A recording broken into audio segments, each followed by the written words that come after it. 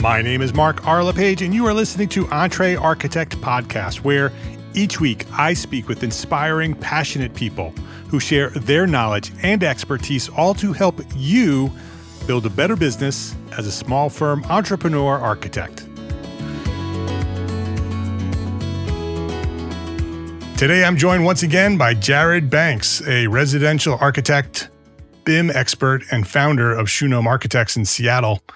Jared began his career focused on technology and consulting before transitioning into residential design, where he now creates thoughtful homes while continuing to share his deep knowledge of BIM with the profession. He's also a leader in the small firm community and a co-founder of an architect-led development company, which is what we're going to talk about today. Jared brings a unique perspective on combining design, technology, and entrepreneurship to build a more resilient and rewarding practice. He's been here before. You probably recognize his name. If you've searched anything on ArchiCAD, you've found Jared or Shoegnome. Episode 493, we talked about his consulting work and with ArchiCAD, learning to BIM. Episode 524, we talked about him sharing a new paradigm. We sort of talked about the practice of architecture in general. Two guys who are interested in the profession and the future profession. We talked about that. Conversation was fun. And then we brought him back at 550 and he told his whole story and how he went from as an intern all the way through starting his own practice or working with consulting for BIM, for ArchiCAD, then starting his own practice. And at the very end of that episode, he teased a little bit about architect as developer and that he was getting into development. And a couple months ago, he reached out and said, hey, we should do it. Follow-up and do a little update on development work. So this one, we're going to talk about architect as developer. Jared Banks, welcome back to EntreArchitect Podcast. Thanks for having me. I'm excited to have another conversation. Yeah, I always love talking with you. We are very aligned in our worlds and what we're trying to do. And actually, throughout our careers, we've always bumped into each other on and off. And it's always fun to catch up and to say hello. And I love bringing you on the podcast and letting everybody hear our conversations. And so it's good to have you here. Yeah, it's great to be here. And I think today is going to be a little different than the previous episodes because... Good. That's good. We're going to skip the origin story. If you want to hear Jared's full story, go back to episode 550. That was the entire episode was his origin story all the way to what he's doing today. Today, we're going to talk about development, and where we left off in that episode 550 was he was just getting started, right, Jared? So it was scary and you were just figuring it out, and it's been a while, a year and a half, 2 years or whatever it's been. And so why don't you give us the origin story of your development practice? Maybe where did that idea come from and share that story of where that started and how you got to where you are now. Sure. So the origin goes back to just talking with friends. So when I moved to Seattle 12 years ago, one of the first people I met was a fellow architect, Carrie Westerbeck. Yeah. And we collaborated on some stuff and just became friends. And we'd always talk about stuff. And maybe, about 10 years ago, he bought a property and developed a small building on that property. And so when he was developing it, we talked a lot about it. And, we're always talking about our businesses and all this stuff. And then that building finished and he talked about how he wants to transition to do architect as developer full time. And I thought, that's such a cool idea. I love trying new things. I would love to, also do this development thing. And so we just, talked about it here and there, random conversations. And then a couple of times properties came up and we would get serious about it and nothing ever happened. And then in 2022, he was hired by a person who had a small piece of property to do a feasibility study on it. So Carrie did the feasibility study on it, and the client decided, you know what? I don't want to deal with this. I'm just going to sell the property. And Carrie and I had been talking about doing development, and he'd already done the feasibility on this property, and it seemed viable. At the same time, he'd also been talking with another friend of his, Brent, who was a contractor, and the three of us decided to put an offer in on this property. So the moment it went on the market, we already knew everything about it. We put in an offer. I think maybe someone else also put an offer on the property, but the homeowner or the property owner knew us and trusted Carrie, and so we got the property. It's kind of a long-winded way of just saying, just talking with a friend about, wouldn't it be cool to do this? And then one day that wouldn't it be cool to do this turned into actually doing it. Can you describe the property? What does it look like? How big is it? It's in downtown Bothell. The address is 10120 Northeast 185th Street for anyone who wants to go look it up. I think on Google Maps right now it shows either a construction site or the old house that was on the property. But it's a little 5,000 square foot rectangle, basically flat at the edge of downtown Bothell. So Bothell, Washington, for people who don't know, is a small town just northeast of the tip of Lake Washington. So it's a suburb of Seattle, about 20, 25 minutes out of town. Then did you mention how big it is? How big is the property? So about 5,000 square feet. 5,000 square feet. I think 50, I used to know all these numbers by heart. It's like 5,200. Skipping around, one of the things we dealt with is a pretty small property, and the city of Bothell took some of it from us to widen the alley and to widen the street. So we had a small property, and then we lost about 5.5 feet of that, 2 or 3 feet in the front and made 2.5 feet in the back, which, is frustrating, but just one of the many things that we discovered in this process of So was that after you purchased it?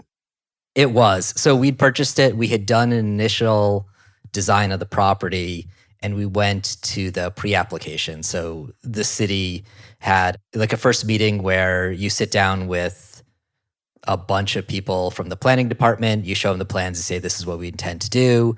And then they drop a lot of surprises on you. Yeah. Some of those surprises were things that, had we read the zoning code better or looked at just some of the code stuff, we would have caught that. Other things were, we just had no idea that the city wants to widen the alley whenever there's development. And so they just get the alley from you. So the development, the idea of developing the property was what triggered them to widen the alley. Yeah. So there was basically a provision in the code that they want all alleys to be 20 feet wide. But our alley, which is an historic old alley, is 16 feet wide. So whenever there's development on the property, or when there's development along the alley, they will then take land to widen it, so that over the next 100 years, the alley can be, 20 feet wide everywhere. So did that just become an easement, or did they actually do the work? It's such a weird thing. And so much of this is blurry after having spent 3.5+ years on this property. It's not an easement. It's theirs now, but I think we still pay property taxes on it. It's how convenient. So it's not an easement, it's something slightly different. And I'd have to look back at the records. And that's the thing with development. You learn so much of this little nuanced stuff, and then it's like burned into your brain 6 months later. Yeah. It's buried so deep from all the other things that are going on that you can't remember the ins and outs of that. Yeah, and I can imagine that's probably a strategy for many municipalities, that the developers come in. Typically, they're large companies with lots of money, and they say, if you want to develop this, you have to do X, Y, and Z to the roads and to the alley. In this case, not a big, rich company. Right. But, the rule is the rule. It's a really good point that being a small developer, municipalities are not set up to deal with us, right? Yeah. Because they're expecting, deeper pockets, people with, I don't want to say more experience, but maybe lawyers, or just know how to push back, or whatever the big guys can do. Us little people who are just kind of scraping by and trying to figure out how it goes, or wanting to do something different. Yeah. So what was the zone? What were you allowed to build on it? So it was called downtown transition. So we could go up to 35 feet, I think. And at the time, zoning codes have now in Bothell improved, so we could actually do a lot more on the property. But the short version of it was 0.75 parking spaces per bedroom and the height limit.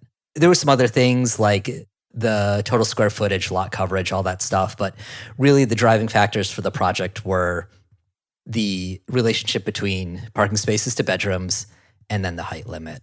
So we ended up doing 4 townhouses with 6 surface parking spaces, 4 of those spaces are tandem, and then each unit is 2 bedrooms plus den, because for permitting purposes, a den doesn't count, which meant we had 8 bedrooms on the property, 4 dens, and 6 parking spaces. It's insane that you get in development, you're trying something new, you're removing the client, you get to be the client. There's a whole piece of that we could talk about. You have all these grand ideas for what to do on the property, and then it's a parking diagram. Right. We previously, before we settled on 4 townhouses, each townhouse is about 1,700 square feet. We looked at a small apartment building. We looked at all sorts of different configurations to get 8, 12 units on there, but it all came down to parking. And the best we could do was these 6 parking spaces off the back of the alley, and then we got to build a building around that. Got it. You said it's transitional zoning. So could you do commercial as well if you wanted to, or did it have to be residential? I think it had to be residential, and there's no way we would have done commercial even if we could have. Doing my first development project with a partner who had gone through this once before was really helpful. One of the things Kerry learned from his building is he did 3 residential units in 1 small commercial space, which is great. It's a little corner barbershop. His building is like 4 blocks from our building. But what he discovered is financing for a mixed-use building is interesting. So difficult. Financing for us was a roller coaster, but at least it was all residential, so it was pretty straightforward. So, yeah, let's talk about money. Yeah. How did the initial purchase of the property happen? Because that's always the question, right? Architects, everybody has this big grand idea. Yeah. I'd love to be an architect developer, but I have no idea how to pay for that first property. So how did you do it? So we basically paid cash.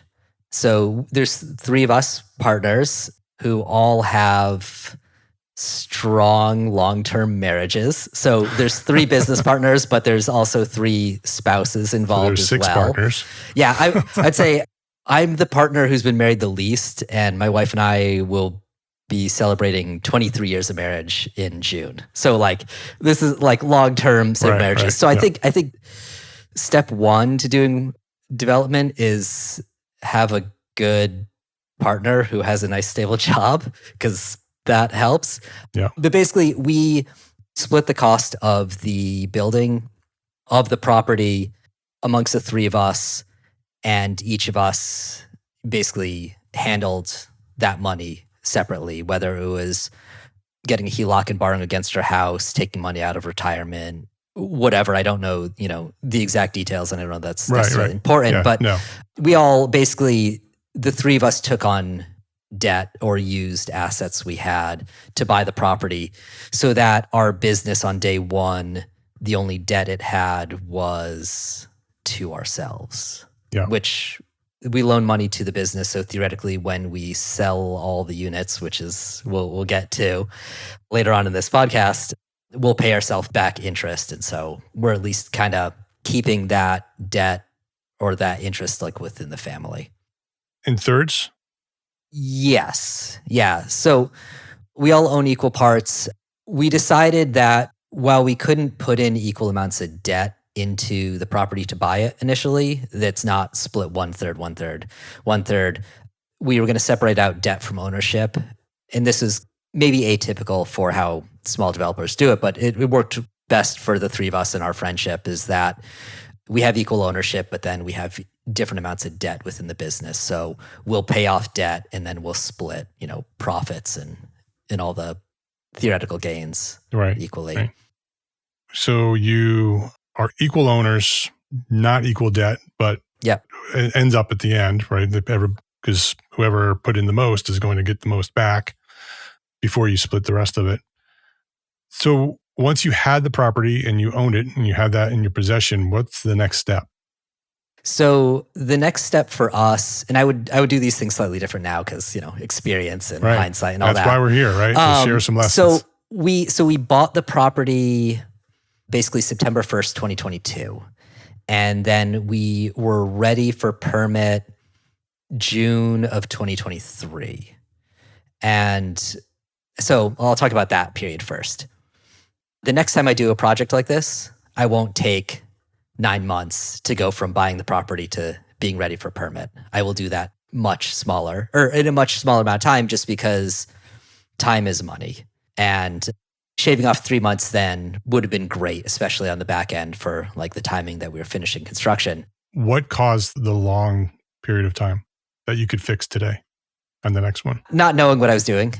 Yeah, so learning. So there was a learning curve. So learning, yeah. And then also there's, I'm going to be skipping all over the place with this conversation. So one of the things I learned in this process is that even though we're equal partners, and I love my two partners, they've been great to work with. One of the things I realized we needed late in the project was really someone to just be the kind of managing principal of the project, right? The person who's just like setting the schedule and not necessarily waiting for a consensus, but maybe like pushing that we have to agree on a thing today so that we can do the thing tomorrow, leading the process. And you didn't do that. You sort of, everybody had their own. Yeah. We're all kind of laid back and like, well, what do you think? Okay, well, let's meet in a week or let's design this because you're friends. Yeah, we're friends and didn't feel like any urgency. But later on in the process, I've learned that someone being that just like stick is really good. So next time I would be that and I would just, condense that by a couple of months. Yeah. So what were your roles? Obviously, Brent was a contractor. Carrie had some development experience. You have the architecture experience. Well, Carrie does as well. So what were your specific roles? So Brent's was easy. His primary role was contractor. So he built the thing. He swung the hammer. He framed it. He was on site. He basically lived there for, all of construction. The initial intent was for Carrie and I to be basically co-designers, like co-architects. But what happened was early on in the process, he had an opportunity to kind of put his small practice on pause and take a job with the University of Washington. And so he spent, a year and a half working for a large institution. And so because of that, his time got constricted, which maybe led to part of the longer time, but for that first phase, but there's lots of reasons. I'm not in any way blaming him for that. But what that meant is I became basically the sole architect on the project. So we definitely collaboratively designed it, but I would do the work and then we would meet and talk about it and he'd give his input, which was lovely. So the way I look at how the project went is I was the architect, Brent was the contractor, and then Carrie was the glue that kind of kept us all together and had a lot of experience and knew the city.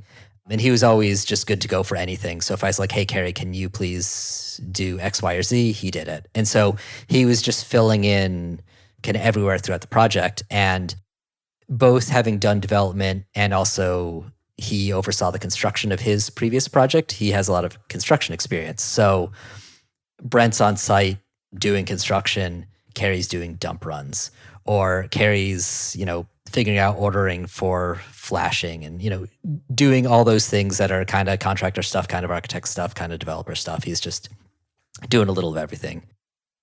If you could start again and you have 3 partners in same roles and, you could be friends or not friends, what would those roles be? Because I would imagine that co-architect is a difficult situation. And would you do that again? Those are a bunch of questions, but.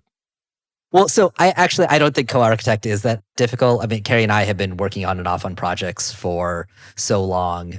We have a really good working relationship. So it depends on relationship and personalities for sure. Yeah. 100%. Like jumping around to lessons learned, personality is everything. Having good relationships is critical. And then just kind of being open and honest, which I think, again, is something that the 3 of us have done really well of just sharing and being open about like how things are going. So I've definitely tried my hardest to like check in with both my partners and being like, okay, this is rough. How are we feeling?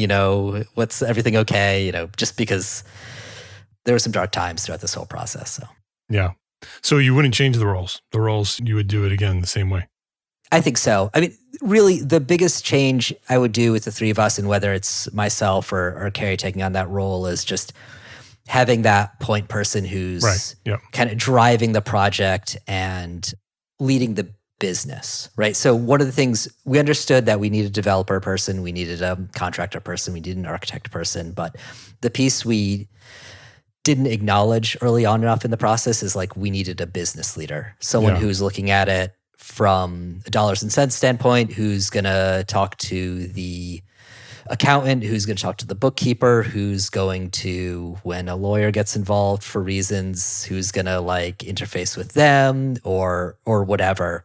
Yeah. Or even who's just assigning roles to say, okay, anytime the city has a problem, let's make sure they talk to, person A or person B. So making sure that person is identified from the beginning. And I think what the three of us learned from this process is I'm that person. I really like doing just the business end of the business. So I would do that from day one. And I think that would speed things up. And I think it would also make all of our lives a little easier because it would hopefully free my partners from having to focus or worry on certain things. Yeah. Yeah. That's a great lesson learned and shared. So we bought the property. So we bought the property, and the property had a small house on it, but it was fire damaged. So we had a piece of property that couldn't make money. If we did this again, if we had the opportunity to buy a property that was generating rent, that would be nice to make a little money in this first place. But we basically had a vacant property. Right. June of 2023, I'm ready to submit for permit.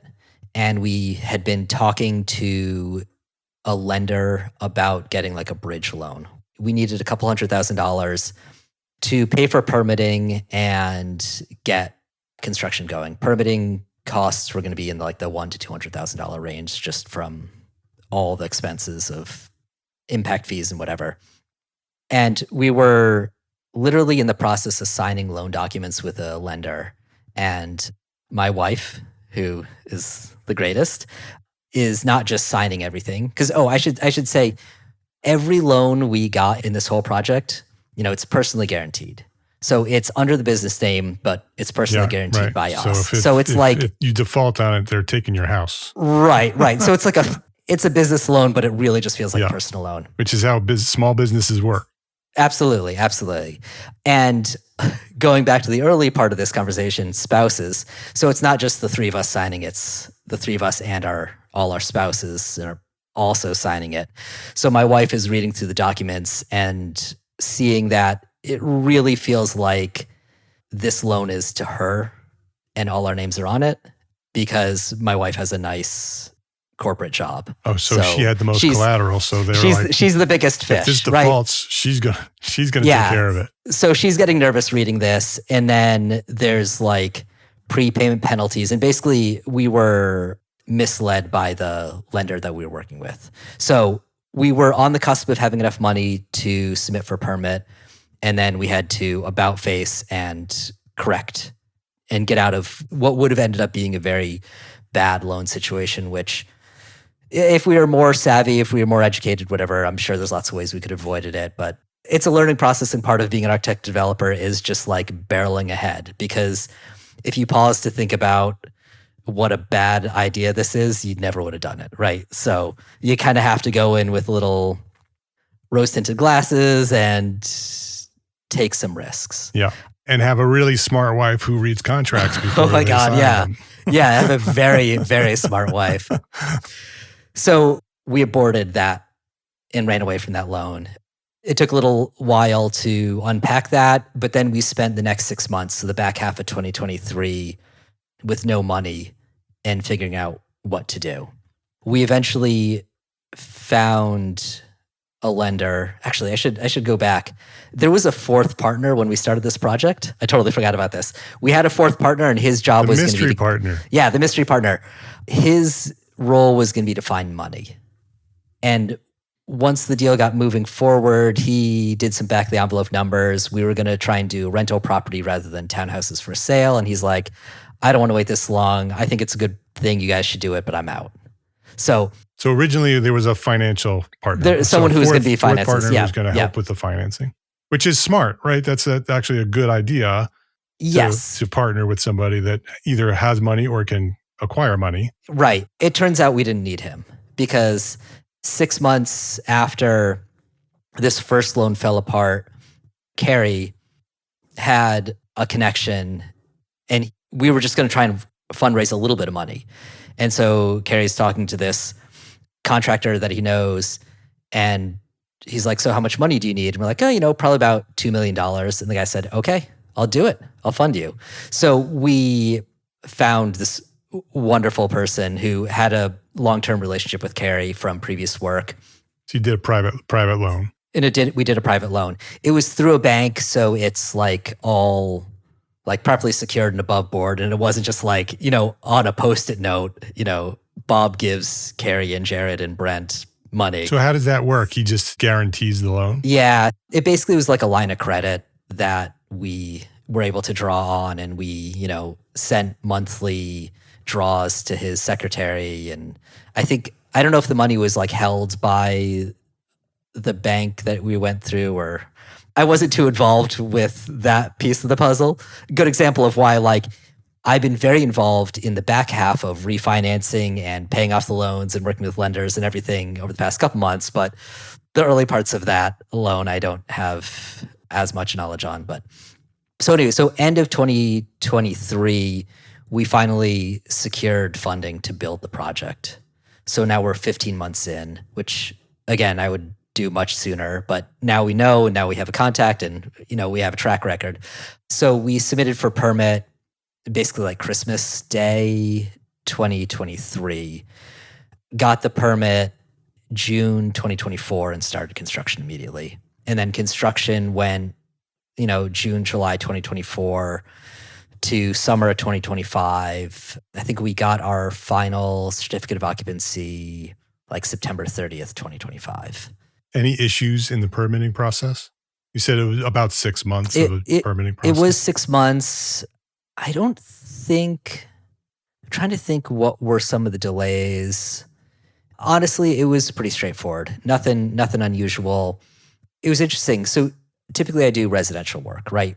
Remodels, additions, dados, new houses, that sort of stuff. This was a 7,000 square foot, 3-story, 4-unit townhouse building. It was still pretty sure it was still under the IRC. So it was basically just designing a big house with firewalls and sprinklers. Right. So 4 houses. Yeah. So the actual, in the permit documents, the architecture was super easy. Very few corrections, really straightforward. All the stuff that was trickier or complicated or had a lot of hoops to get through was everything else. It was like civil and drainage and having to do a landscape plan, parking diagrams, just all the stuff that wasn't a house. And did you work with engineers to do that, or did you do that yourself? We had a civil engineer, we had a structural engineer, and then I did the landscape plan, and then we planted plants sort of based on the landscape plan, and that was fine. Just typically what developers do? Yep. And then other things like the fire sprinklers was all design build along with the HVAC, So how did construction go? You get your permit, and how was construction?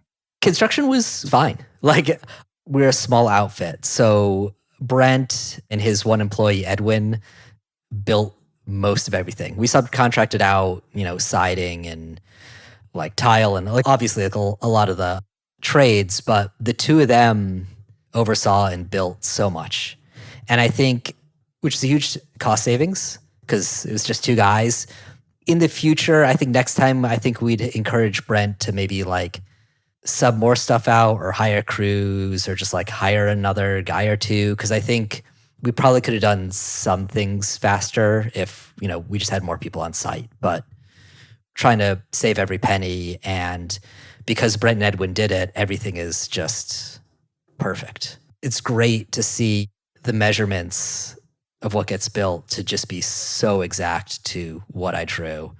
Or it's really funny, we'd be walking through the project late in construction and have, I don't know, like a prospective buyer or a real estate agent or a tile guy or some sub there, and they'd like ask what the dimension of something is. And I knew it because I designed the thing, and Brent knew it because he built it, and like we'd say the same number. My number is what came off the drawings, his is what he built, and it's just like... Yeah, one of the beauties of doing development, right? You have a little more control over the quality of what you're building. Yeah. Let's take a quick break to say thank you to our sponsors for their support of this episode. This episode of EntreArchitect Podcast is supported by WeCollabify, one of our trusted allied partners. As this community has grown over the years, one thing has become very clear to me. The partners we choose matter. Allied partners are not sponsors. They're not advertisers. They are organizations that we've taken the time to get to know, to work alongside, and to trust. They understand the real pressures of practice and the responsibility that comes with leading a small firm.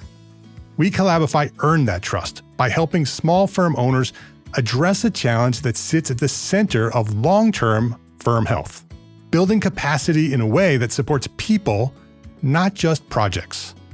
Their insourcing model brings skilled design, BIM, and technical professionals directly into your team. They work in your time zone, inside your systems, and part of your day-to-day workflow. That integration allows firms to add capacity when it's needed, scale with intention, and grow without sacrificing culture, leadership focus, or quality of life.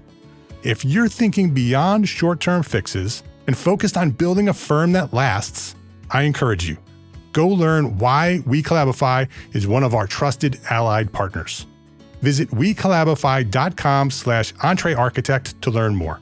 That's WeCollabify.com/EntreArchitect.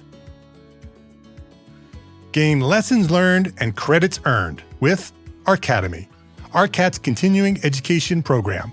Listen to popular episodes of the Detailed Podcast and earn AIA-approved HSW credits. Yes, you heard that right, HSW credits for episodes of Detailed Podcast. Listen to an episode, check out the learning objectives, and use what you've learned while listening to take the course. The program is free, it's simple, and can be found at arcat.com under the Resources tab.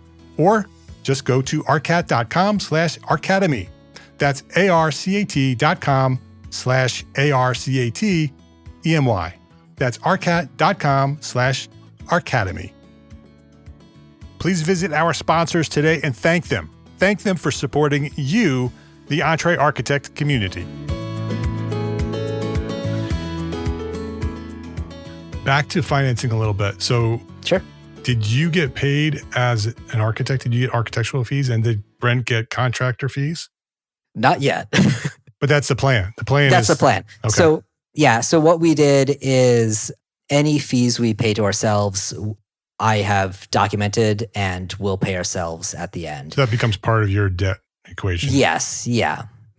So the original plan was we were going to finish construction, sell 4 townhouses and cash out. And we would pay off our construction loan.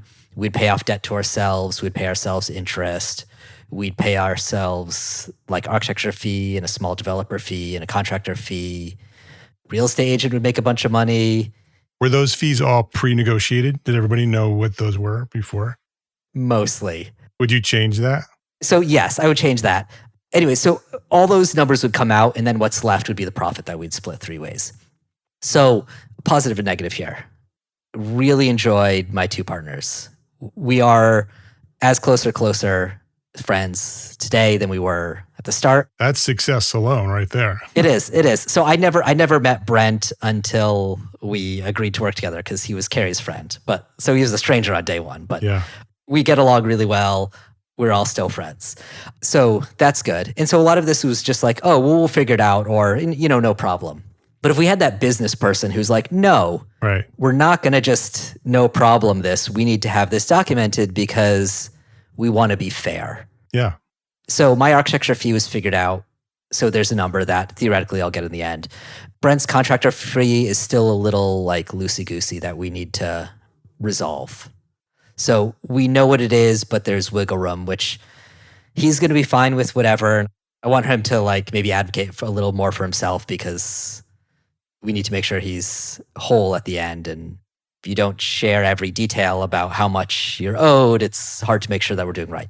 So anyways, in the future, I would nail all that down, either a clear percentage of construction for the contractor or maybe just say, okay, per month, we're going to give you X number of dollars and we'll have that set at the end. So it'll all work out because I know we have, like I said, a really good relationship. And right. But if you did it again, you would have a partner agreement that said architect's going to get this fee, contractor's going to get this fee, and everybody's on the same page. You agree up front before you do anything. And then at the end, you're just like, well, you pull out the contract.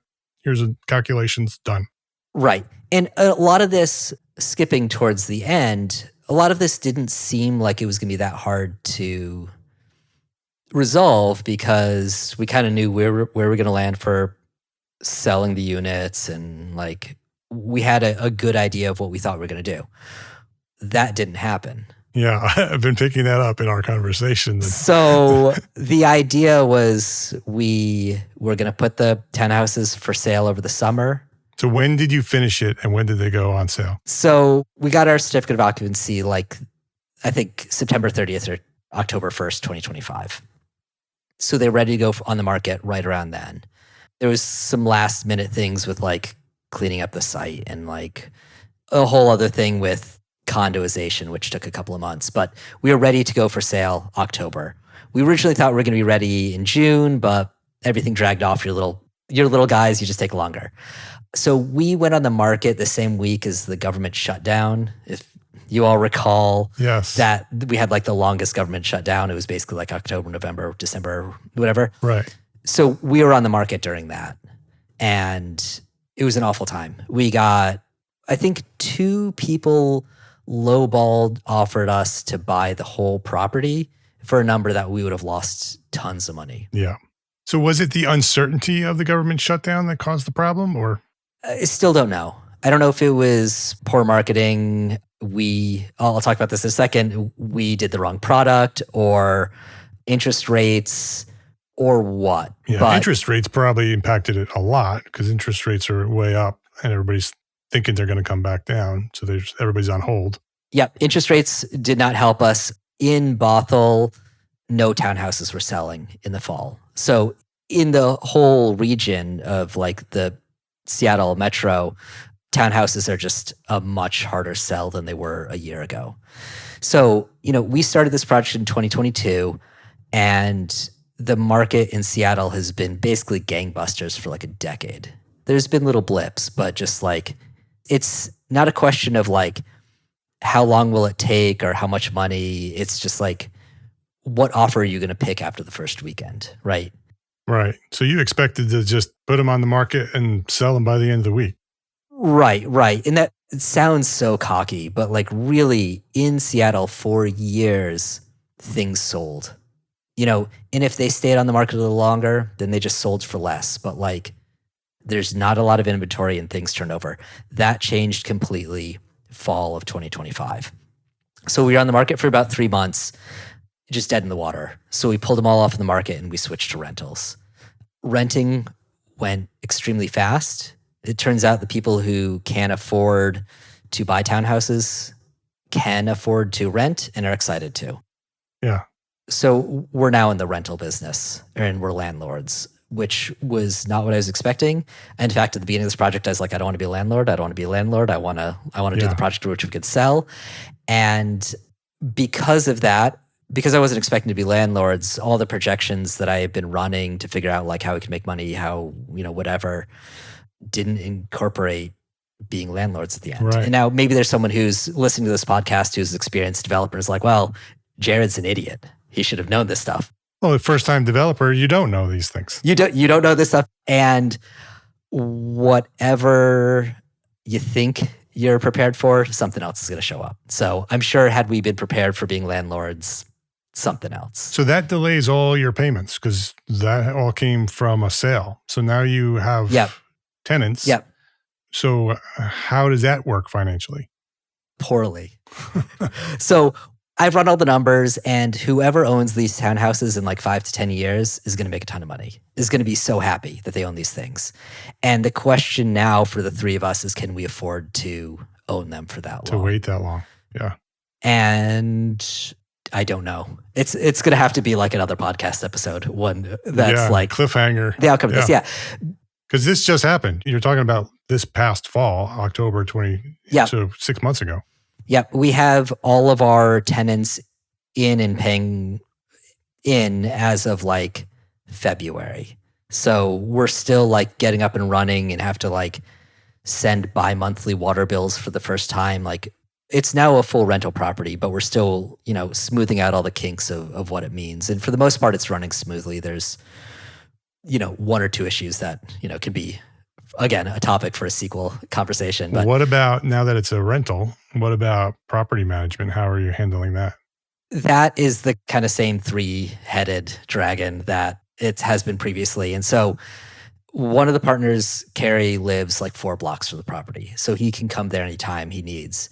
And he has landlord experience because of the building he lives in. So he's managed like meeting tenants and giving them tours and doing all the tenant onboarding stuff.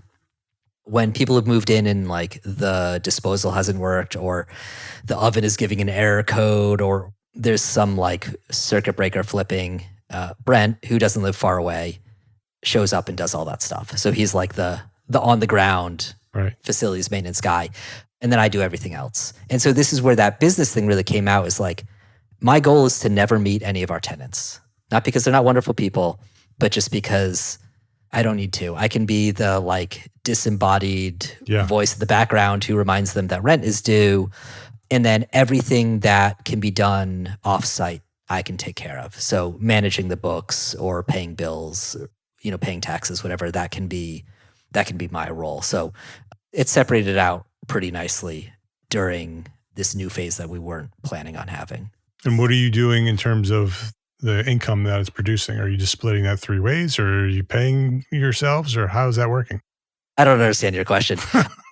Are we splitting 3 ways the money we have to put into the business to keep it solvent? Yes. So that's where we're at, is it's not making money right now. Yeah. It's like very close to breaking even, but it's not. Well, you have interest on loans, right? That you have to pay. Yeah. So we converted our construction loan into 4 individual mortgages. So each unit has its own mortgage.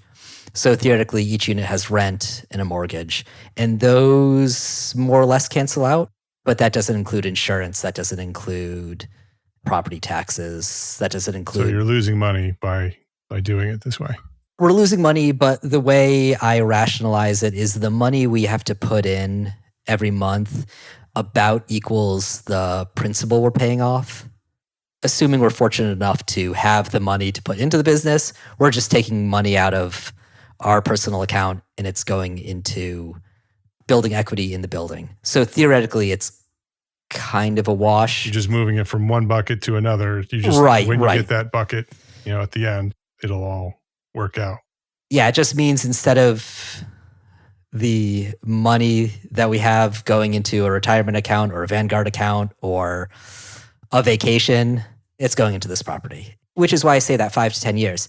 If we can make it 5 to 10 years, the market will recover, the property values will go up, like we'll make money. So is that the plan? I mean, the plan is a long-term rental until the market turns around and then you'll sell it. Yeah, the plan constantly shifts, but right now we have, 4 rented units. So when tenants leave, we'll look at the market and decide, okay, should we try and sell one? Oh, right, because now you have 4, that gives you some flexibility. Yeah. Sell 1 and keep 3. Yeah, when a lease comes up for renewal, do we raise rent a little bit to make it better equalize what our debts are? So what I really think will happen is over the next like 1 to 3 years, we'll hopefully get debt in rent equalized either by refinancing because interest rates go down or by raising rent a little bit. And raising rent a little bit, not because we're greedy landlords, but because if we can raise rent by $200. Yeah, it's a business decision. Yeah. Right now, the rent is established by market rate. That's what they'd be willing to pay. It was established by, looking around at what the market rate was, putting it out there and seeing if we could rent it. And we did. So maybe we could rent it for a little more next time. Yeah. And we hadn't fully refinanced, so we didn't know what number we had to have it at. Because everything with a small developer, it's easy to be out of order, right? You think you're doing the things in the right order, and then you discovered, if I had known what my final mortgage payment was, if I knew what the interest rate was, if. So we could get closer to equalizing that. But what I think will happen is in the next couple of years, maybe one of our tenants will want to buy one, which would be great. Because if we can sell it off market without a real estate agent, that saves us tens of thousands of dollars, and that's potential profit right there. We'll maybe raise rent on some existing tenants or get new tenants that pay higher rent. Maybe we'll just sell one on the open market. Or, if interest rates come down like 1% or 2%, refinance and get it down, which is like everything. This whole adventure is so like on the razor's edge, right? If interest rates go down, this project becomes viable quickly. Right. If we can sell one, we can cut the bleeding well, because not necessarily that like if we could sell one tomorrow, as long as we can sell it for more than what our mortgages are, then we can pay ourselves a little bit and keep some money in the business and no longer have to put money into the business monthly.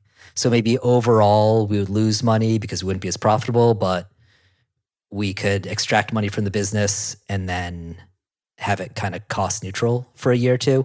So all these things will just transform it, and who knows what's going to happen tomorrow. Yeah. A true testament to your partnership and your marriages. Yeah. Man, all of our partners have been great. And that's maybe the biggest tragedy of not selling all of these units like we wanted to, is like, I was so excited to, it was like, you know what, even if we just break even and we make like $1,000, we'll take all of our wives out to dinner and the 6 of us will sit down and be like, well, that was an adventure. Right. And we'll have like really nice steaks or sushi or whatever. Yeah. That hasn't happened. So like that moment of getting to like turn to our partners and say like, thank you for being semi-willing participants in this crazy adventure. Yeah. We're not there yet. Not yet. We'll get there. We'll get there for sure. Yeah, exactly. Any regrets and any major lessons that you'd want to share with the audience? Regrets is such a weird thing. Yeah. Right. Would you do it again? Yes. You see, there's a hesitancy right there. Yeah. So the regrets and the do it again. So would I do it again? Yes, but right. I wouldn't do it again right now because I'm so deep into this current project. Yeah. And one of the lessons learned is like, for the past 3.5 years, I've been running 2 businesses. I have my architecture firm and I have this development company. And sure, the development company isn't a full-time job and it doesn't make full-time money, but like the mental load is it's a full business. Yeah. Right. Probably worse. So, actually. Yeah.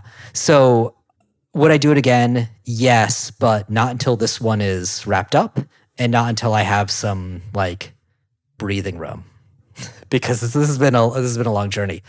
Also, I would look at doing things slightly different from a financial standpoint, because I'll be honest, we took a HELOC out on our house, and so we borrowed money against our house to pay for this, which was fine. But it just meant there's that like mental burden of knowing that my wife and I have more debt because I'm chasing this crazy dream. So my wife has been fine about it, and she's never like, she supports it, but like, I don't want to do that again. So I would do it again, but just with space. Regrets is a weird question because there's been some dark moments in this process and there, like some real lows, right? Like some real tough spots. But what kind? You don't have to get specifics if you don't want to, but like what type of lows? Is it like relationship woes or financial lows? Or I think all financial. There's been no point where we've been worried about like, oh, we're not going to be able to afford to finish this, or I'm going to go into debt, or I'm going to lose my house, or anything like that. But like when you're sitting on over $2 million of debt that you share 3 ways with 2 friends, like stressful. It's stressful, right? When you have over $2 million of debt plus the money that the business owes you, and you can't give away a townhouse, it's stressful. So the financial stuff is just like, the dream of being a developer is to like make money. Yeah. But you just have to have this high risk tolerance of risking money. And like, that's going to be the toughest thing to decide if I want to try that again. But the regrets thing is interesting because this has been the best experience for me as an architect, as a business owner. I've learned so much, and I am such a better like human being than I was 3.5 years ago. Just having to deal with so much of this stuff whether it's just like taking ownership and being like, well, I guess I am going to be the person that picks up the phone and calls this vendor or makes this decision. Like there's no safety net, right? I could talk to my partners. I could say, hey, Carrie, what do you think about this? Or hey, Carrie, can you please do this thing because like you'll be better at it, or I just need you to do it. But there's also just so much stuff where it's like, well, I can't say, okay, client, well, tell me what you want here, and then I'll go do it. It's like, there is no client. We have to decide. Yeah. Or when we're trying to decide when to pull off the market and switch to rentals, there's no one there. I mean, my partners, right, we can talk about it, but everyone's also laid back. And so someone has to be the guy who's like, this is what we're going to do. This is what we're doing. We're doing it. So there's been so much of that has been such an incredible experience that if in 5 years, I just get my money back, like literally every penny I put in and I get out. No interest, no architecture fee. All I do is like that initial seed money plus all the money I've been putting in since then. If I just get that back up, it'll be worth it. Honestly, even if I lose every penny and we just sell the property for what the mortgages are worth and just walk away and go to sleep owning one house instead of one house plus what 4/3 of a townhouse. All the debt goes away. Yeah. All the debt's worth it. Like it is, I describe it similar to like if you're fortunate enough to be an architect who designs a remodel to their own house or builds their own house. Like it's stuff you're doing all the time, but just the experience of being the client and overseeing construction and all these things is such an amazing experience and so useful. And so now when I talk to my clients, like I've bought thousands of dollars worth of lights on Amazon. I've researched doorbells. I've compared house numbers and faucets. I've gone to Costco. I bought all the sinks at Costco. And I was not prepared for how big the boxes were. Because I was like, oh, 12 sinks. This won't be bad. It was like, oh, it's so huge. I don't know how to describe it. I looked at them like, that's bigger than my car. I don't know how I'm going to leave Home Depot with all these sinks. Fortunately, Brent and Edwin were nearby. They both drove over. We loaded up my Mazda CX-5 in their pickup trucks with sinks and drove back to the site. It was fine. But it's like moments like that where you're standing in a Home Depot and you own a bunch of sinks and you're like, I made a huge mistake. That just makes me a better architect and it's going to allow me to serve my clients better. So no regrets. Some shame. I wish I could have done things differently, but that's just lessons learned, life. Right? You just have some bruises from the experience. Yes. So I'm hearing that if it all works out, maybe you do it again, but would you recommend others do it? I think just reach out to someone who's done it before and talk to someone about it. For others to do it with partners. If I didn't have Carrie and I didn't have Brent there, no way I could have done this. Yeah.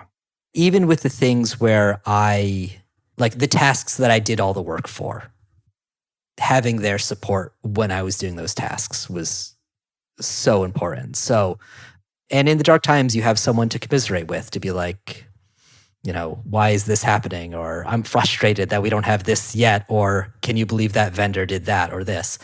So having good partners to do it with makes it a worthwhile venture. But formalize that partnership a little bit more.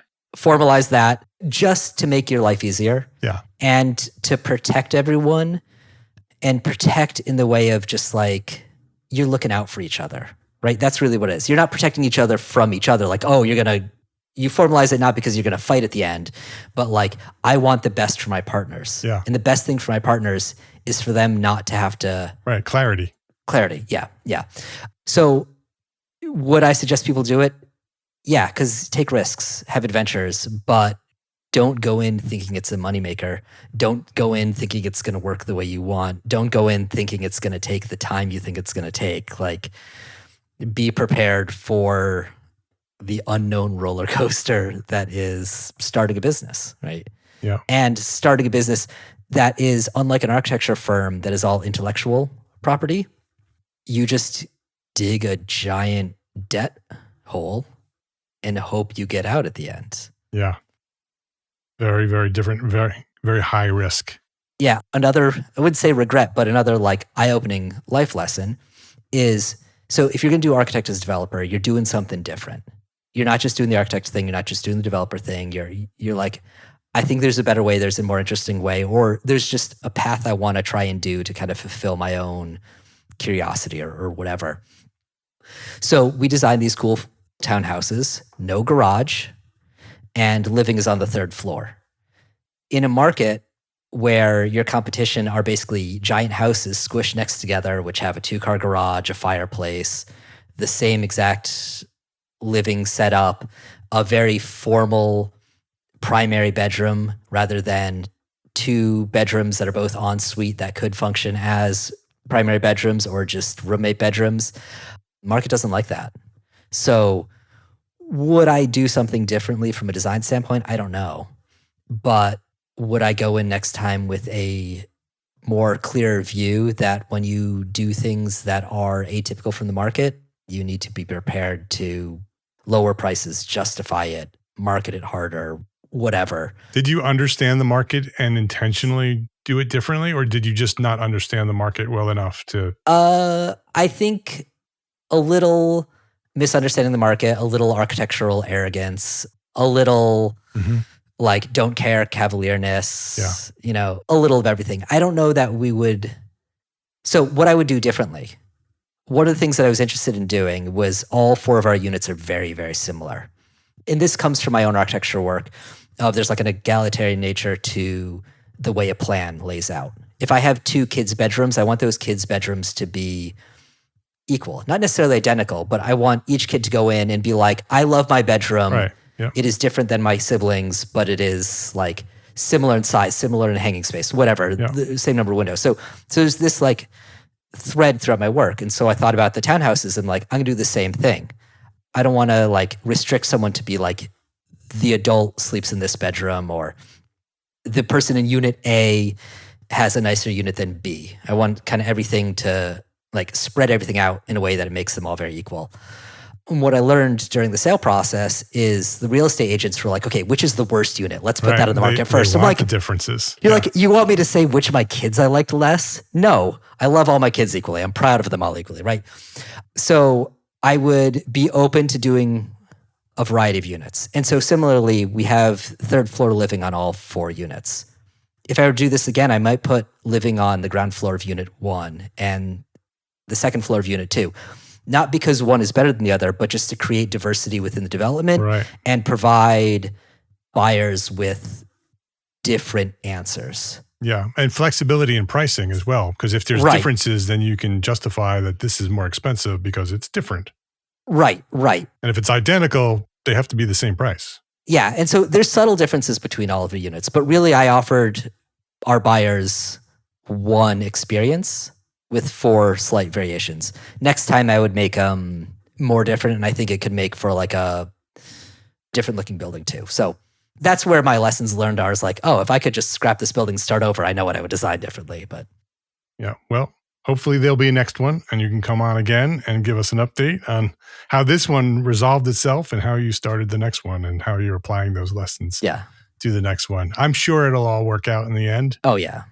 I can't imagine how stressful it is because, just running an architecture firm is stressful enough, but having millions of dollars of debt certainly compounds that. So I pray for you. We also have millions of dollars of assets, right? That's exactly, right. That's how you sleep. Yeah. Once construction was done, we knew like we'd at least made it because we have a thing that's worth a lot of money. Yeah. So worst case is we just lose all the debt and we lose all the assets. That's not so bad. Yeah. Yeah, it would be awful, but it would be the end of the world.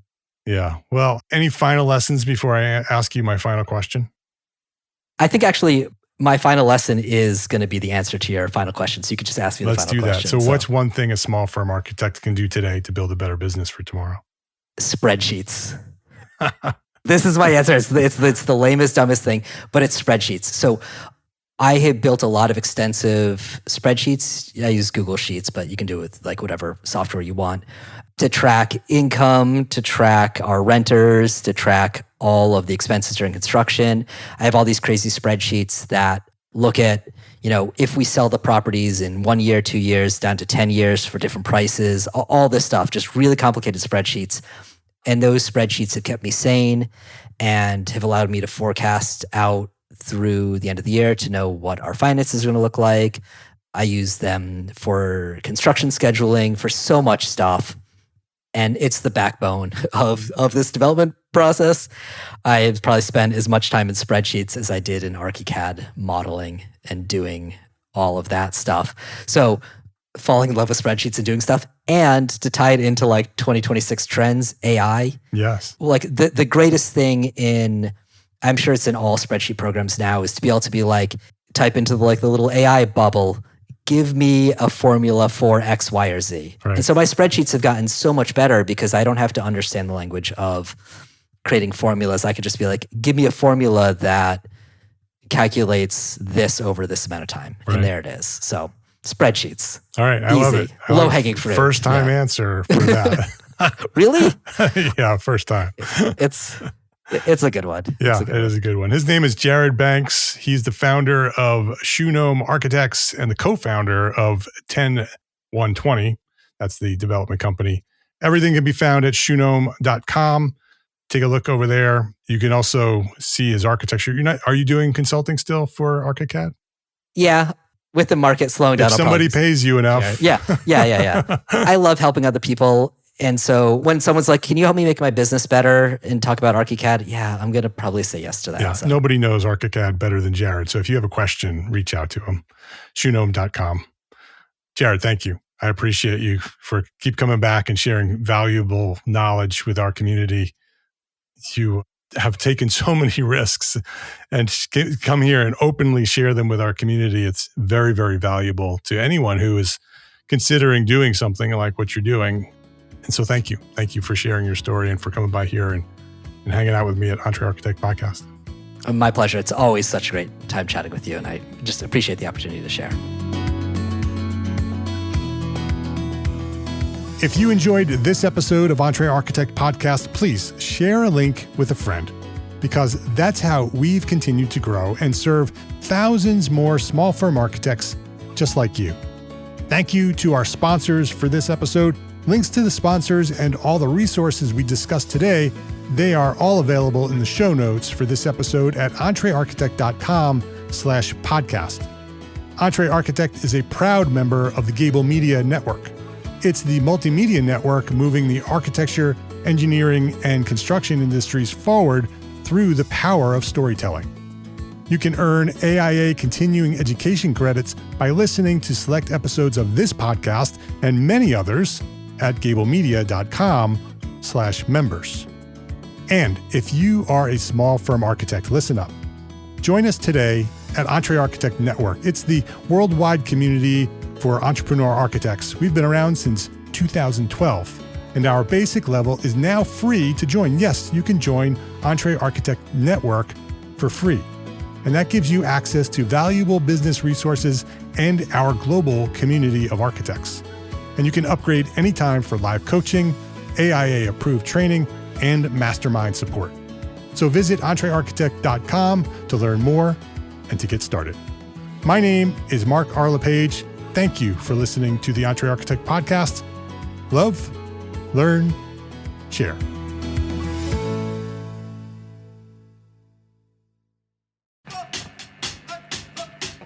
If you're an architect, a designer, a firm leader, or an entrepreneur trying to build something that actually lasts, there's a new podcast just for you. Gable Media is proud to introduce Frosty and Fired Up. Let's just be honest about it. The most powerful weapon on the face of the planet is between our two ears. And when architecture can evoke that emotion positively to create spaces for people to come together, that's a very powerful thing. Hosted by Miller Caldwell, CEO and principal in charge of Caldwell Architects, this podcast was created out of a simple belief: architecture deserves better leadership, better culture, and a healthier profession. The actions of every architect affect every other architect in some way. What I mean by that is, if we are not focused maintaining the health of the profession. Right. If we're not focused on those things and we're only focused on our internal needs, there's a greater ecosystem that we have to respect and we're responsible to. Over the last decade, Miller has been on a personal journey, figuring out what it really means to lead, how discipline shapes outcomes, and why culture always matters more than strategy alone. Along the way, he realized these conversations shouldn't stay inside the walls of his firm. We all have our superpowers in what we do. And I would say one of my superpowers is probably business development. And the way I've become better at business development, I would say, is being intentional about connecting. When you're invited to do something, say yes. Frosty and Fired Up shares honest conversations about the things architects don't always say out loud: ownership, accountability, wellness, mindset, money, leadership, and the hard work behind meaningful design. Unfortunately, architecture is a slow art. It takes a long time to produce. It takes many years to get good at it. His decisions are what take the longest time. It's not the drawing, usually. You'll hear conversations with people who challenge and sharpen leadership, helping push the profession forward. This isn't about perfection. It's about getting better. One decision, one habit, one day at a time. That ultimately is the process, right? Focus on what's in front of you, what the priority is, and work your way through it. It is going to be hard because it's supposed to be. It's supposed to be hard because it means something. Subscribe now at the link in the show notes. Frosty and Fired Up, now available wherever you get your podcasts.